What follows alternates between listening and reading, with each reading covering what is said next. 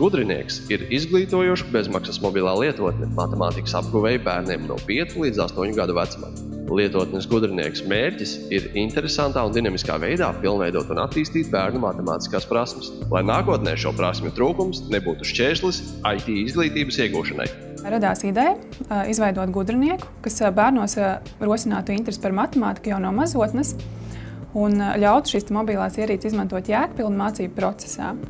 Lietotne Gudrinieks bez maksas ir pieejama jau no 2014. gada janvāra, un šajā laikā aplikācijas lejupielāžu skaits ir sasniedzis 12 000. Par aplikāciju ir saņemtas pozitīvas atsauksmes gan no bērnu vecākiem, gan izglītības iestāžu darbiniekiem.